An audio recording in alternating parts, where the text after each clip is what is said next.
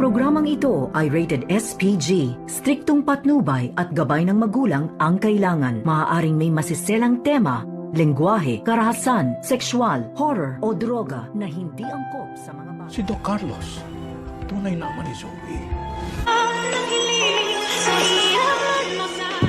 Abangan bukas sa Abot Kamay na Pangarap. Alam na nga lahat-lahat ngayon ni Don Pepe ang lahat ng sekreto na tinatago dito ni Moira at Zoe. At lalo na ang tunay na ama dito ni Zoe na ito palang si Carlos Benetes. At nagulat naman talaga itong si Don Pepe nang marinig niya ang mga pagtatalo mula sa loob. At pinapakinggan lamang dito ni Don Pepe ang pag-uusap dito ni Carlos at Moira at Zoe. At dito nga nagulat ng husto ang matanda na matagal na palang niloko ni Carlos itong si Lynette at Annalyn at lalong-lalo na itong si RJ dahil magkasabot din pala itong si Carlos at Moira at Zoe na may kinalaman sa pagkawala dito ni Don Pepe at lalong-lalo na itong kanilang sekreto na matagal na palang alam ni Carlos na anak niya itong si Zoe, subalit ay tila nagbingi-bingihan at naging walang kibo itong si Carlos na hindi sabihin dito kay RJ ang katotohanan, lalong-lalo na dito kay Lynette.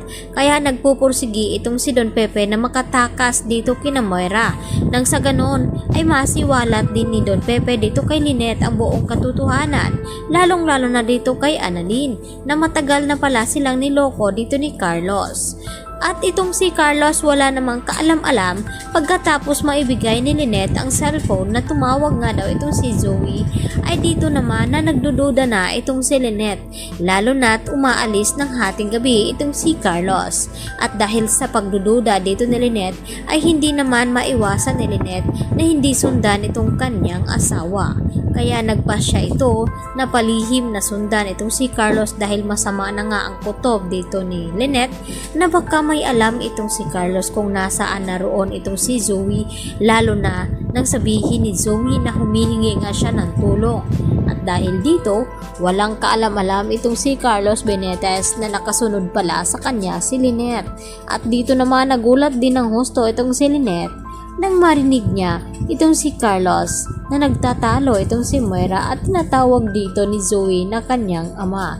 Nang tangkain nga dito ni Moira na barilin sana itong si Carlos dahil sa mga salita na mga binibitawan nito at dahil nasaktan din ni Carlos itong si Moira.